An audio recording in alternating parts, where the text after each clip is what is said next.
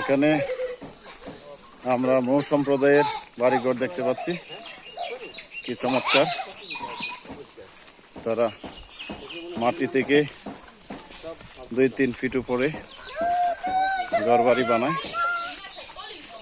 এবং এটা আপনারা দেখতে পাচ্ছেন, অনেক সুন্দর। আমরা মাসুদ ভাইকে দেখতে পাচ্ছি, এই পাশে সুমন ভাই আছে। আমরা একটা গ্রামের মধ্য দিয়ে হাঁটছি এবং এটা হচ্ছে আমাদের যে মৌ সম্প্রদায় আছে তাদের গ্রাম।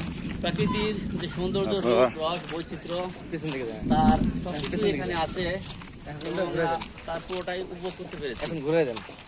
হ্যাঁ স্যার বলেন। এখন ঘুরে দেন। আপনারা দেখতে পাচ্ছেন যে আমাদের পাহাড়ি ভাই বোনেরা ওরা এখানে বসবাস করে এবং তারা খুবই আন্তরিক।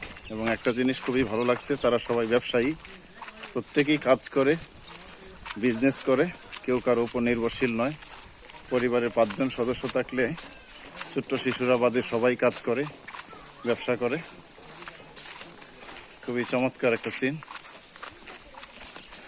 আমরা দেবতাকুম গিয়েছিলাম, এখন চলে যাচ্ছি। এই যে আমাদের পাহাড়ি ভাই বোনরা আছে,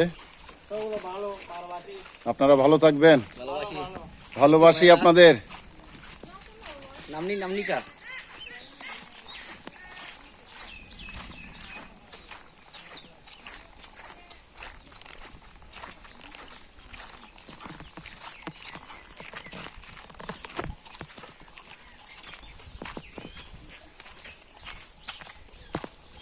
এখানেই শেষ করলাম।